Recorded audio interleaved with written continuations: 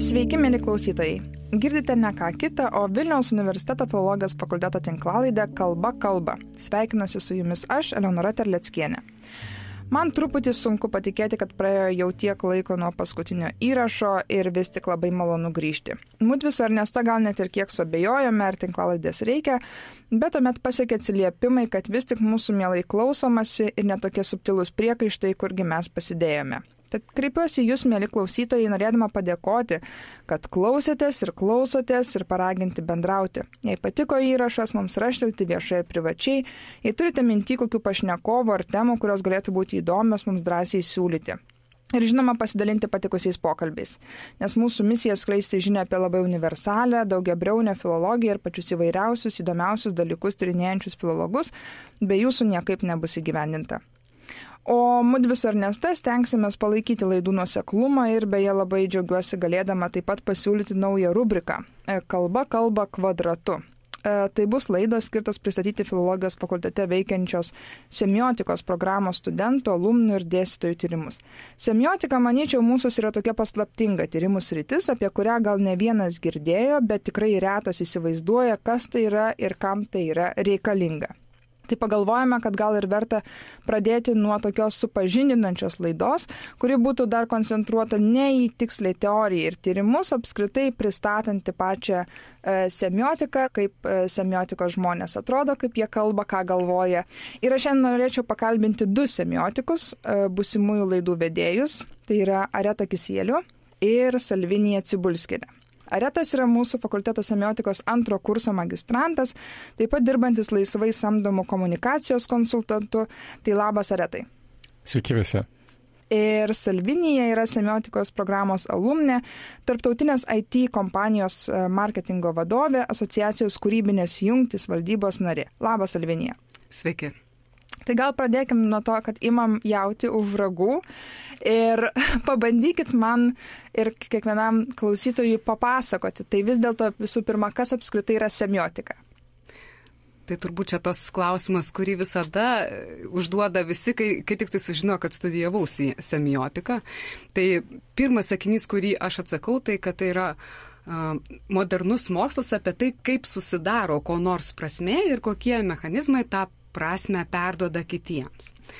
Aš nežinau, ar tai galbūt kažkaip kitaip apibendrini. Aš tau galėčiau irgi paantrinti turbūt ir sakyti, kad semiotika kasdien turbūt reikia aiškinti, bet kam pasakysi, kas tai yra. Aš sakau, kad tai yra akiniai, pro kuriuos tu žiūri įvairiausius sukonstruotus pasakojimus. Tai yra filmai, muzika, gali būti įvairiausi dalykai, nuo reklamos iki tos pačios muzikos ar menų. Na ir man atrodo, kad gal nuo to ir verta pradėti atsakymą, kas tai yra semiotika.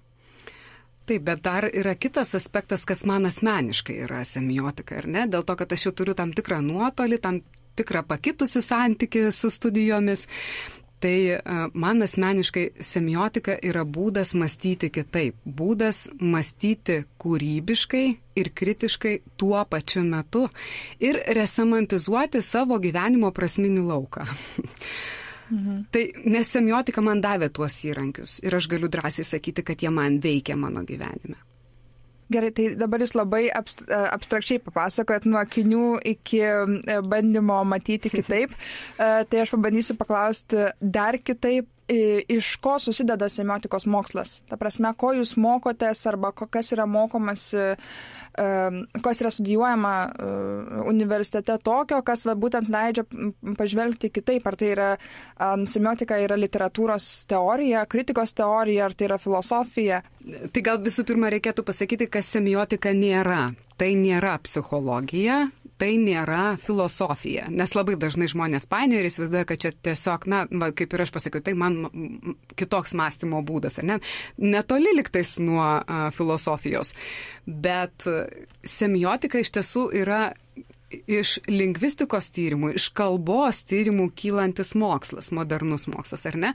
Kuris visų pirma tyrinėja artikuliuotą išraišką turinti diskursą. Tai yra, žodžiu, bet kokį tekstą, kuris turi artikuliuotą išraiškos formą. Ir kai aš sakau tekstas, tai reikėtų suprasti, kad tai yra, bet kas. Tai gali būti literatūros kūrinys, tai gali būti teisinių dokumentų rinkinys, tai gali būti užrašyta kokio nors politiko ar kokio kito visuomeninio veikėjo kalba, tai gali būti šokis, tai gali būti architektūra, tam tikra erdvė, na, žodžiu, viskas, kas turi tam tikrą išraišką.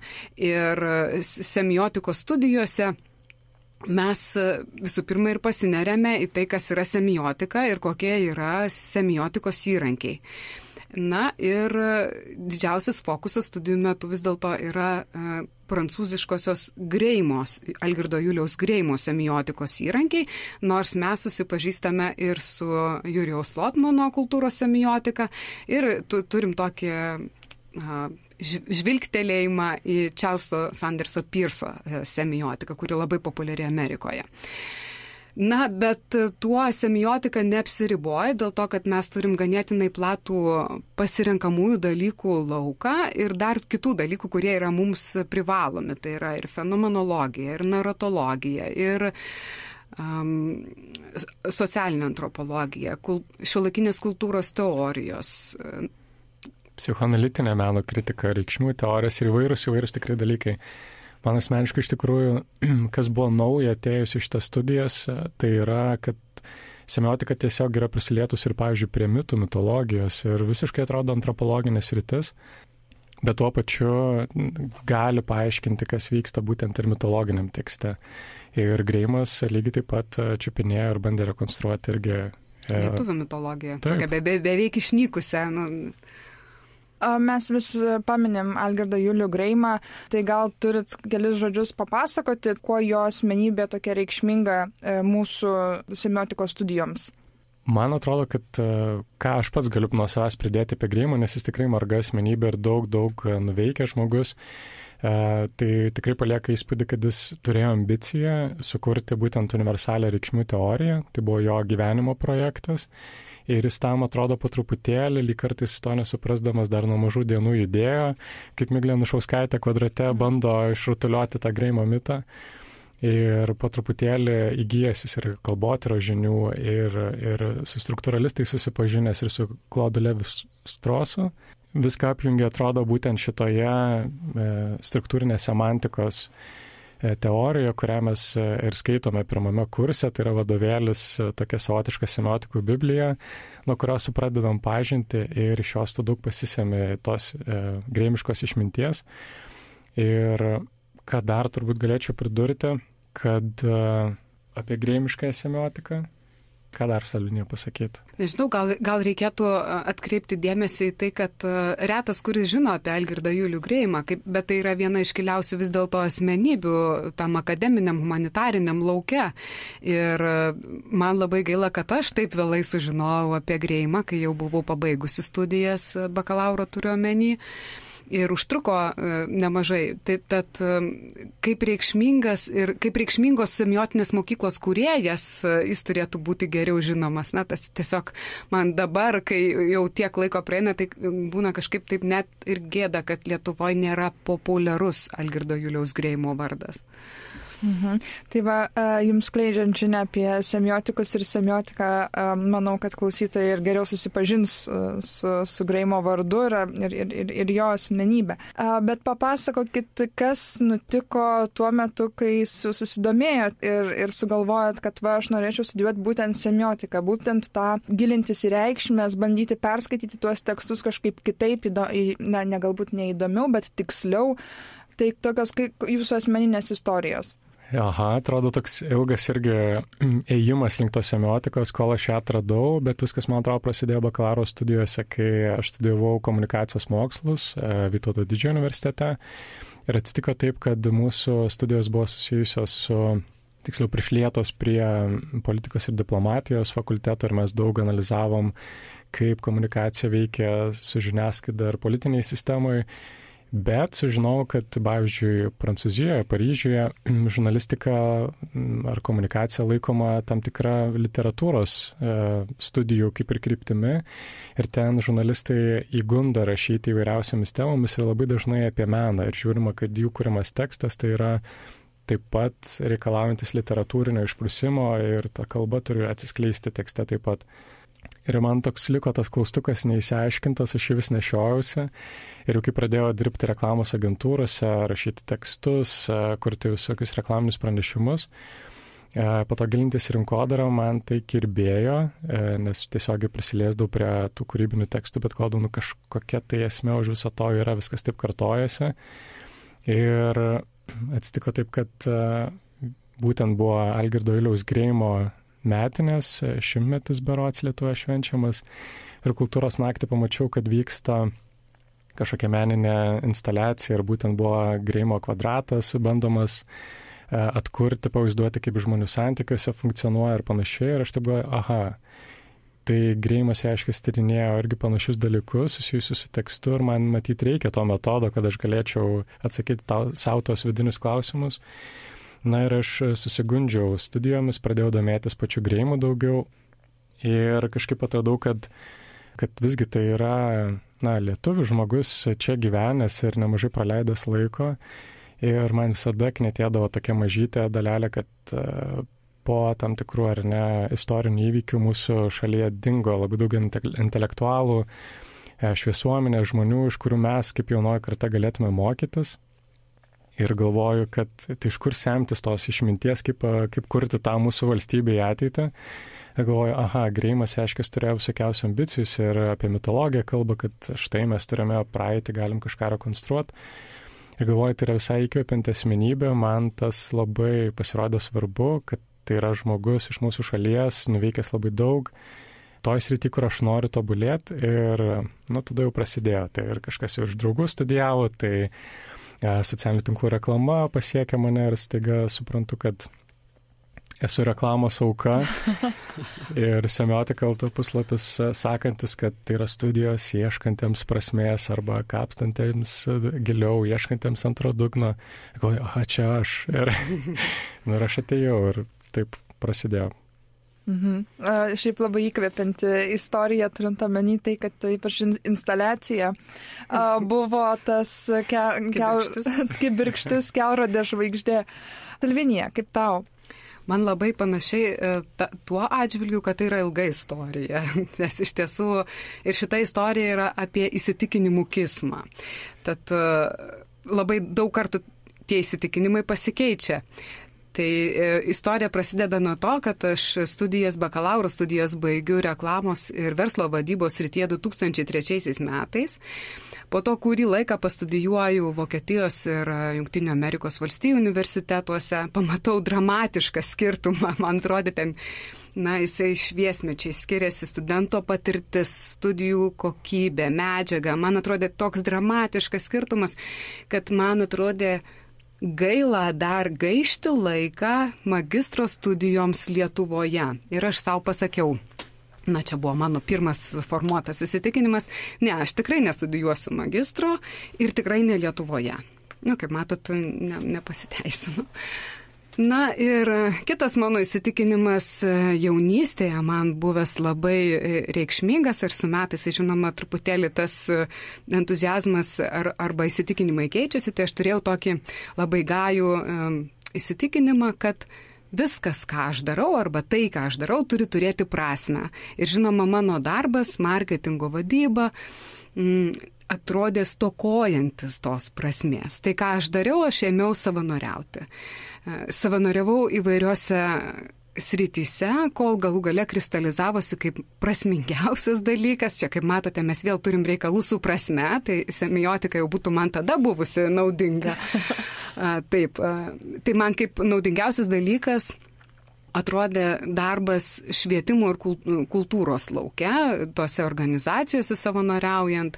Ir taip į mano gyvenimą per didesnį domėjimąsi kultūra ateina Kašubienė ir jos susirašinėjimas su Greimu. Ką tik išleista knyga, aš perskaitau, galvoju, kas tas Greimas? Tai čia yra pirmą kartą, kada aš sužinau apie Greimą ir pradedu sužinoti apie semiotiką.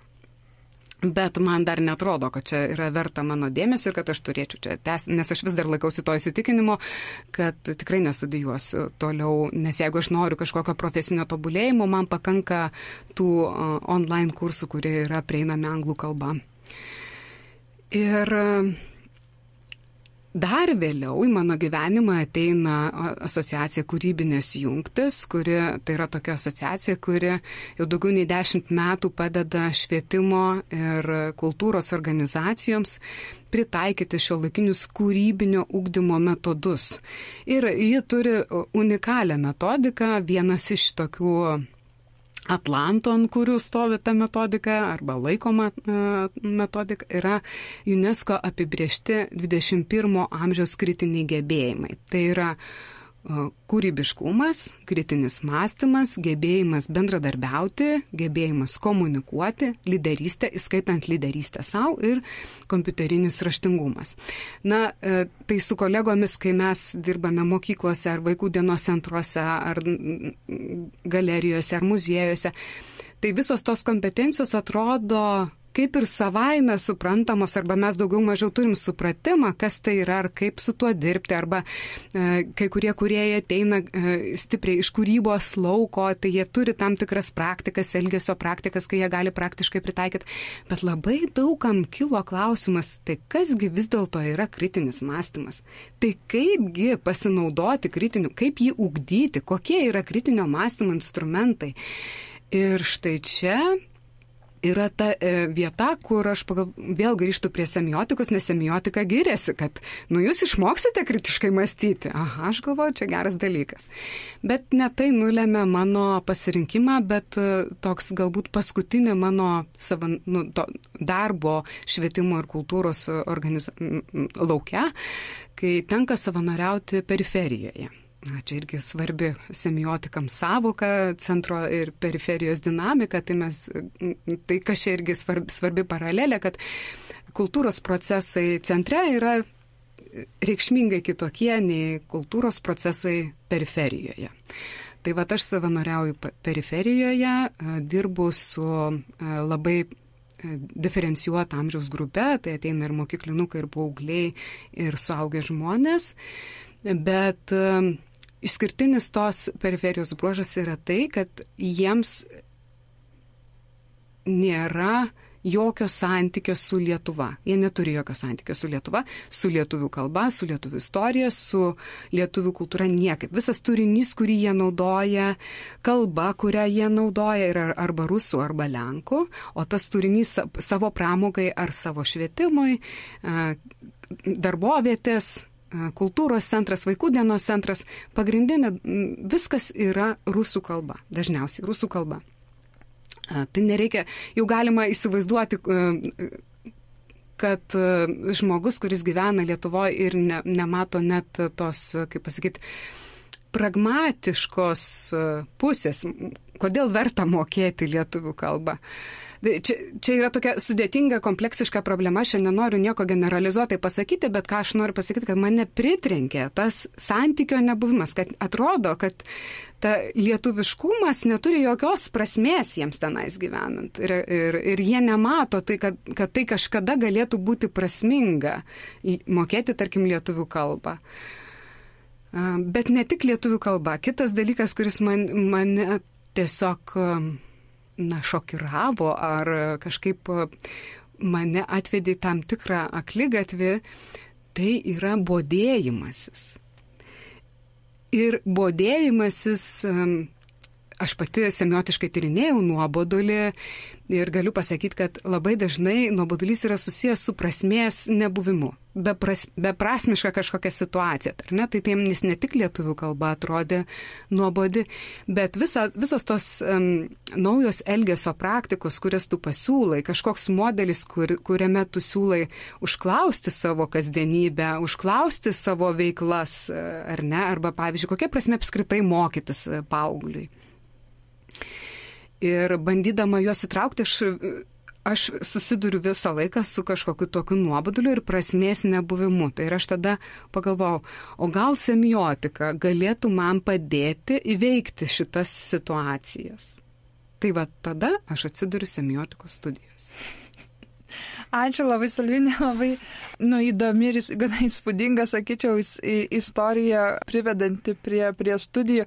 Ir čia toksai gal postscriptum trumpas, bet man gera ir tikrai nuoširdžiai tiesiog smagu klausytis judviejų tų kelionių istorijų, dėl to, kad pati turiu džiaugsmą ir malonumą dėstyti intermedialioms literatūros studijoms, magistrantūros programai. Ir matau, kad vis daugiau studentų ateina po tam tikro laiko, ne iš karto po bakalauro studijų, o truputėlį bandydami suprasti, ko jie nori, apsižiūrėję arba apsisprendę, kad yra vis tik tais, kad jie nenori siekti magistrantūros iš tam tikro... Dėl popieriuko, pavyzdžiui. Dėl popieriuko arba iš inercijos, bet dėl to, kad jie ieško, ko jie tikrai nori ir ieško tol, kol randa ir nebijo išbandyti ir nebijo amžiaus, nebijo pakeisti fakultetą, nebijo pakeisti universitetą ir man tai yra labai labai smagu. Ir dabar dar, kad greitai nepamirščiau, jūs abudu paminėjote 2 knygas ir aš šiaip jūsų pamiršau paprašyti rekomendacijų, tai dabar klausytojams iškart, kad nepamirščiau, noriu labai parekomenduoti. Tai visų pirma, Salvinijos paminėta knyga Algirdo Juliaus Greimo ir Aleksandros Kašubienės laiškai 1988-1992. Išleido Vilniaus Baltos lankos, tai tikrai nuostabi knyga, labai įdomi, manau, kad padės pažinti ne tik tais patį Greimą ir Kašubienę, bet tiesiog, nežinau, tam tikrą mūsų intelektualinį pasaulį, kultūrinį klodą, tai tikrai labai labai yra įdomi ir manau, svarbi knyga. Ir žinoma, taip pat Miglės Anušauskaitės komiksą Daktaras Kvadratas, kuris, kaip žinote, jeigu kas nors nežinote, yra su N14. Man rodos, kad N14 ženklų. Ir kiek žinau, jisai yra tas ženklas vien tik tais tam, kad nebūtų statomas prie vaikų knygų, nes tai yra tikrai visiems tiems, kurie norėtų sužinoti daugiau apie semiotiką, labai puikus įvadas. O grįžtant dar prie semiotikos, irgi buvo čia paminėta apie tą kvadratą. Semiotika ir kvadratas yra tokie beveik, sakyčiau, gal ne sinonimai, bet 2 kartu einančios dalys. Tai dabar paaiškinkit, prie ko šitas kvadratas ir kodėl semiotika kvadrate. Taip, iš tiesų tai yra žinomiausias bene semiotinis įrankis, semiotinis kvadratas. Aš gal pabandyti labai paprasta kalba paaiškinti, kas tai yra ir kaip jį naudojam. Paskui galės Aretas mane papildyti. Tai iš tiesų, jau kaip minėjau, semiotikas gali tyrinėti bet kokį tekstą. Ir jau nesikartosiu, kad tą tekstą plačiaja prasme turime omenyje. Tai kai jisai tyrinėja pasirinktą savo objektą, jis bando identifikuoti tas tokias elementariasias reikšmes esančias arba galbūt pasirodančias tame tekste ir nusakyti, tai kokie santykiai yra tarp tų dažniausiai pasikartojančių reikšminių vienetų. Jeigu mes kalbėtumėm apie žmogaus būtį, tai ir dabar prieš akis įsivaizduotumėm kvadratą, tai viršutiniai 2 jo kampai, pavadinkime juos kampas A ir kampas B, yra kardinalios priešingybės. Taip semiotikoje traktuojama. Kampas A ir kampas B yra kardinalios priešingybės ir žmogiškosios būties atžvilgių, tai yra gyvenimas ir mirtis. Tarp jų tas yra priešingumo santykis. Dabar įsivaizduojam kvadrato apatinius kampus, kuriuos pavadinsime C ir D. Ir jie jau yra netokios kardinalios priešingybės, tarp jų yra truputėlį kitoks santykis. Tai yra prieštaravimo santykis, dar kitaip semiotikoje vadinama, kad yra švelnioji popriešingybė, žodžiu. Bet kas dar yra labai svarbu, kad semiotinėme kvadrate yra 3 funkcionuojantys santykiai, kuriuos mes kreipiame dėmesį, norėdami nusakyti, kaip vyksta reikšmių dinamika tame kvadrate. Tai yra palaikymo santykis. Šis palaikymo santykis atsiduria tarp kampų A ir C, B ir D. Tai dabar grįžtant prie to pavyzdžio apie žmogiškąją būtį, įsivaizduokime, kad C kampas tai turėtų būti ne mirtis, o D kampas negyvenimas. Bet tai nieko turbūt nesako, ar ne? Tai dabar pateiksiu tokį paprastesnį, labai paprastą pavyzdį. Įsivaizduokime žmogų, kuriam diagnozuota klinikinė mirtis. Jo sąmoningumas nebefunkcionuoja, nebėra, ar ne? Bet jo fizinis kūnas dar esti gyvas. Jis palaikomas dirbtiniu būdu, klinikinėmis mechaninėmis priemonėmis, ar ne? Bet jis dar yra čia. Tai jis nėra nei gyvenantis, nei tikras mirusysis, kaip Greimas sako, nei tikras gyvenantis, nei tikras mirusysis. Ir tai kuriam, kaip jūs manot, kuriam jisai dabar čia kampe atsiduria, C ar D? Tai jis atsiduria kampe D. Ir tai jisai beveik taip pat kaip numiręs, bet dar nenumiręs. Jam švelni priešingybė, nekardinali priešingybė C kampe atsiduria panaši situacija, bet truputį kitokia. Įsivaizduokime žmogų, kurio kūnas taip pat yra palaikomas medicininiu aparatu, kurio kūno gyvybingumas yra palaikomas. Bet jo sąmoningumas yra labai šviesus. Na, tarkim, Stepheno Hawkingo pavyzdys, ar ne? Kad mes žinom, kad jau kūnas eina myriop, ar ne? Bet jo sąmoningumas jis funkcionuoja taip, kad dar, ne kiekvienam iš mūsų lygiuotis. Taip? Tai jis nėra numiręs, bet jau ir negyvena taip, kaip gyventų visiškai sveikas žmogus fiziškai ir nepraradęs savo 100% sąmoningumo, ar ne? Jis atsiranda tam C santyki. Bet tai yra tik tai toksai aiškinamasis pavyzdys, kaip įsivaizduoti, kas sudaro tą kvadratą ir kokių mes santykių ieškome, ar ne. Tai įdomu tai, kad, pavyzdžiui, šitas Greimo sudarytas kvadratas, jisai labai dažnai yra pritaikomas įvairiuose tyrimuose ir vienas iš jų naujausias yra, tarkim, semiotikės Banguolės Žalnieriūnaitės, tyrimas apie pelkių erdvę lietuvių padavimuose. Tai vat jinai tenais atranda kitokį negyvųjų ir nemirusiųjų pasaulį, apie kurį turbūt mes kažkada vėliau būsimuose laidose pasišnekėsime.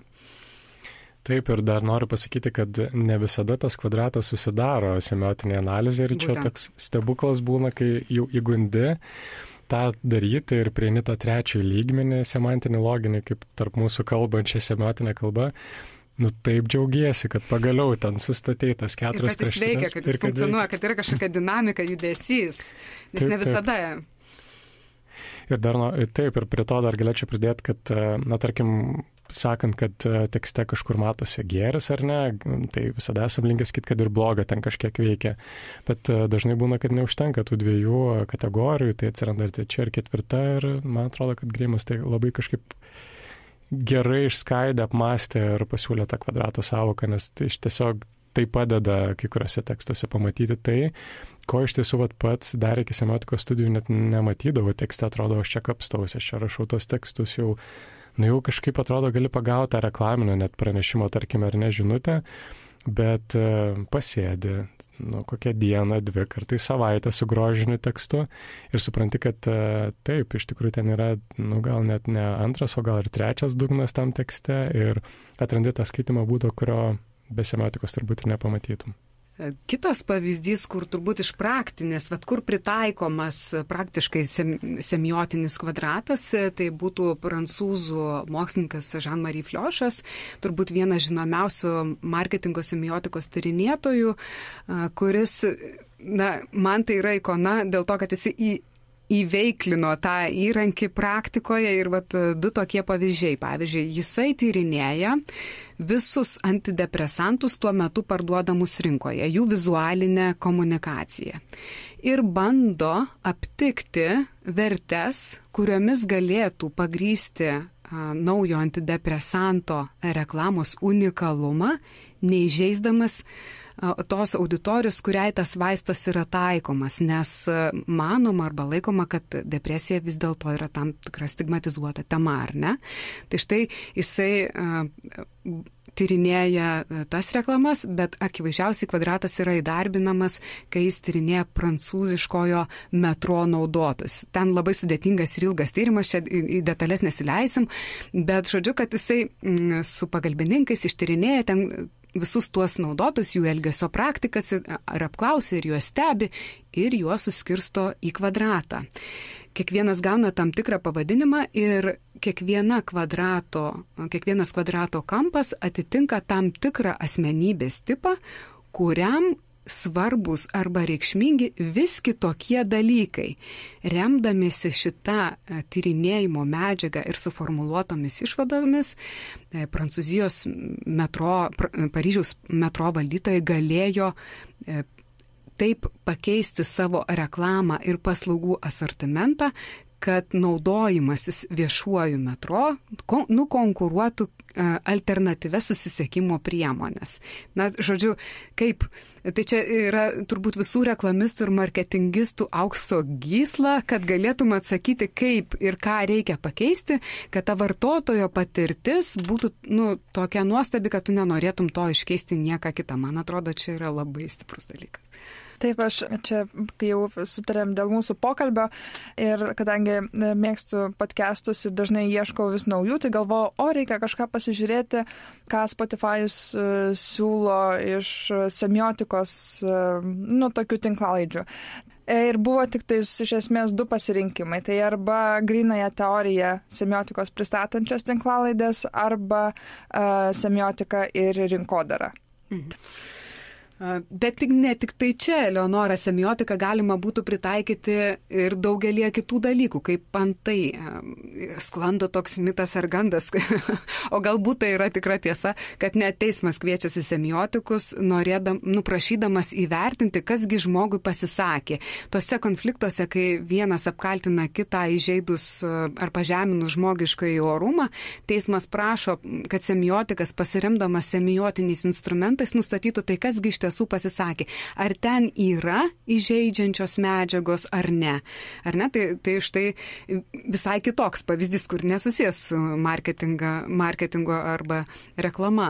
Tai va, ir dėl to bus labai gerai, kai jūs pradėsit savo podcastą daryti. Taip. Dėl to, kad Spotify'us apie tai dar kol kas nežino. Tai jūs apie tai kalbėkit ir daugiau žmonių irgi supras ir sužinos, kiek plačiai ir ne tik tais, kad įdomiai, bet tiesiog prasmingai gali panaudoti tokią teoriją, kuri nors ir skamba labai paslaptingai, bet panašu, kad yra tiesiog labai praktiškai ir tikslingai panaudojama ieškant prasmės. Būtent. Ir aš manau, tai ypač aktualu, kai mes gyvenam tokia informacinėje eroje, kai daug pranešimų sukuriamų, tai gali būti nuo filmų ar ne, kuriuos mes turbūt ne vienas vakarais grįžę namuose žiūrime, stebime, ar muzikos, kurią klausome, ar tai žiūrime memus galų gale internete. Tai kaip suprasti, kas ten vyksta, kas tos reikšmės, ką bandoma pasakyti, kodėl vieni žmonės atmeta tuos kultūrinius kažkokius įvykius, vieniem patinka, galim tai paprastai sakyti, kitiem ne. Tai atrodo, kad semiotikas pamatęs, kaip tos reikšmės kuriasi ir kur jos dėja nesusikuria, nes nesusikalba tenai. Tai tada atrodo, kad semiotika dar kitą tokį pragmatinį lygmenį gauna. Papasakokit dar apie tai, kas studijose arba be studijuojant nustebino labiausiai. Aš taip galvoju, kad pamenu tą momentą, kai pirmam kurse, pirmą pusmetį mes parengėm savo pačią tokią mažytę analizę semiotinę su pirmom tom savokom, kur dar negrabiai čiupinėjom. Ir po to mes turėjom aptarimą kartu su kolegomis ir dėstytojom. Ir tai buvo Henriko Radauskio eilėraščio Vakarinė aušra analizė. Ir aš tiesiog negalėjau patikėti, kiek daug mes nematom. Iš tikrųjų, tai buvo eilėraščio ar ne analizė, bet suprantu, kad kai užsidedi semiotinius sakinius, matai tikrai daugiau. Tai tame eilėrašte taip pat tam buvo įvairiausių pasakojimų, erdvių, laiko figūrų ir viso kito, ko tiesiog kaip paprastas skaitytojas dar besimokydamas, ypač be filologinio išsilavinimo ir prieš tai atėjęs iš visai kitų studijų, tikrai turiu tokį šoką ir sakau, čia tai bent tiesiog, kad semiotika gali tau atverti daugiau tų požiūrių, būdų skaityti, tekstus, žiūrėti filmus, klausyti muziką ir panašiai. Ir Ir antras toks įvykis turbūt, kurį atsimenu visai maloniai, tai buvo šių metų pavasarį iš tiesų, kai mes skaitėme Greimo vėlyvąjį tekstą apie netobulumą, tai yra irgi jo viena paskutiniųjų knygų. Ir jis ten jau daugiau kalba apie estetiką, ar kaip mes patiriame ją, ar kaip semiotiškai mes galime ją apmastyti. Ir vienas tekstas Odė šešėliams tiesiog buvo neįtikėtinas tuo, man asmeniškai, kad jis analizuoja tamsos susidarimą kažkokioj ištraukoje. Ir tai buvo būtent japoniškos kultūros tekstas ir ten pasakojama, kaip atvyksta keliautojai į svečių namus ir ten išsibalinus veidą, išsitamsinus lūpas, įsisupus į tamsų rūbą, Japonija uždega žvakę ir ta šviesa nušviečia visą tą tamsumą, kuri buvo patalpoje. Ir tai buvo toks kerintis momentas tam būtent autoriui. Ir Greimas tiesiog prisėda ir pradeda galvoti, tai kas yra ta tamsa, kaip jie iš mažyčių detalių susibūrė į visumą ir kokį jinai sukuria įspūdį ir panašiai. Ir be viso to neįtikėtina, kad galima tą padaryti, galima tą apmastyti ir viskas vyksta su kalbos įrankiais, kaip pagalvoji. Ir tai, kad ta juoda spalva talpina visas kitas spalvas. Ir aš galvoju, niekada apie tai irgi nebūčiau pagalvojęs, o tik Greimo tiesiog prieini prie tokių temų, kurios tikrai pakeičia po to ir kasdienį gyvenimą. Ačiū. O kaip tau, Salvinija? Na, reikia grįžti turbūt prie tos pačių pradžios, kur aš sakiau, kad neverta studijuoti lietuviškose universitetuose. Tai mane visų pirma nustebino tai, kokia yra studijų kokybė šitų studijų. Ir dėstytojų pasirengimas ir išprusimas ir gebėjimas įtraukti ir šiltai bendradarbiauti tyrimuosiuose projektuose, siūlyti papildomą medžiagą. Tai buvo labai maloni studijų patirtis. Aš neturėjau iki šiol tokios malonios patirties. Tai buvo kažkoks fantastinis studijų metas. Net turint omeny, kad mūsų karta studijavo COVID laikais. Lockdownas, mes visi iš namų, bet ta kažkokia aura tų studijų, tas gebėjimas tai betarpiškai bendrauti, įtraukti į tokius pamąstymus, kur tu pats savarankiškai ne visada prieini, arba tau užtrunka žymiai ilgiau, kol tu prieini, tai tikrai sužavėjo, bet reikia suprasti, kad aš ateinu į semiotikos studijas iš verslo vadybos. Tai aš jaučiuosi kibiras, realiai, tuščias, skardinis kibiras ir man visą laiką trūksta konteksto. Aš visą laiką ko nors nesuprantu. Man yra iššūkis realiai, man reikėjo susidoroti su daugeliu tokių situacijų, kur aš nesuprantu, kaip šita duona valgoma. Bet tas turbūt didžiausias įspūdis arba studijų dovana, tai yra kad semiotika man atvėrė naują malonumo rūšį. Aš iki šiol nemėgau kino. Aš neįsivaizduodavau, kaip galima skaityti knygą antrą kartą, o filmą žiūrėti antrą ar trečią kartą man iš vis atrodydavo kažkokia kankinimo forma. Aš dabar tą darau savo noru. 9 kartus pasižiūrėti filmą arba žiūrėti filmą be garso, man jokių problemų. Ir aš atrandu tokį skaitimo arba žiūrėjimo kažkokius dalykus malonumą, kokio aš anksčiau nepatirdavau. Ir dabar tai mane persiekė visame kame ir aš įsivaizduoju, kad aš ganėtinai pavarginu žmonės, kurie yra aplinkui mane, nes aš pradedu su jais diskutuoti, velti juos į kažkokias tai diskusijas, ar jūs matėte tą, ar atkreipė dėmesį tą, arba ten, tarkim, nuėjau į spektaklį šiuolaikinio cirko ir aš pradėjau kalbėti apie erdvės ir laiko formas ten, ir žodžiu, mane žiūri mano draugai to apvaliom akim ir sako, aš tai nebūčiau taip pagalvojęs, bet aš vis tiek nenustoju kalbėti, aš vis dar juos provokuoju diskutuoti, į diskusiją nebūtinai visada įsitraukia ir aš suprantu, kad jau laikas stabdyti arklius ir nustoti, kad čia man vienai taip smagu arba smagu tai daryti su kitu semiotiku. Tai va čia irgi dar vienas bendravimo malonumas, kad tą tyrinėjimo džiaugsmą arba tokį atradimą, anksčiau nepaskaitomos knygos arba nepažiūrimo filmo dabar jau paskaitomo ir jau pažiūrimo aptarimas su kažkuo, tai irgi yra neįtikėtinas malonumas ir džiaugsmas. Ir aš neįsivaizduoju, kaip aš galėjau anksčiau gyventi be viso to. Aš jau net ne kibras buvo skardinis dubenėlis turbūt. Tai labai graži mintis iš to, ką pasakėt ir abudu, tiek Retas, tiek Salvinija, tas semiotikos atradimas, tai aš kaip suprantu, tai tos prasmės paieškos nebuvo tuščios, sakyčiau, net visai sėkmingos.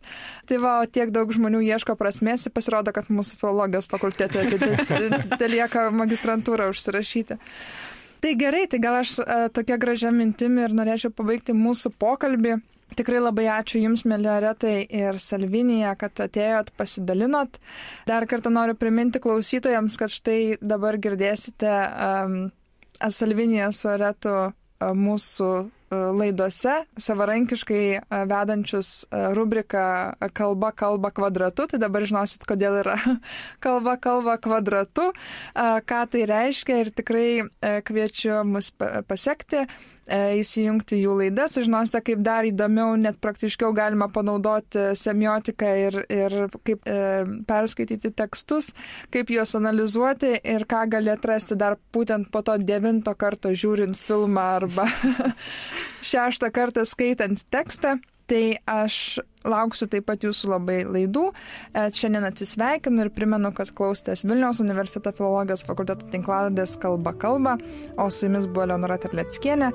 Mūsų laidų galite klausytis pačiose įvairiausiose platformose – YouTube, Spotify ir kitur, o naujienas galite sekti Facebooko puslapyje. Iki!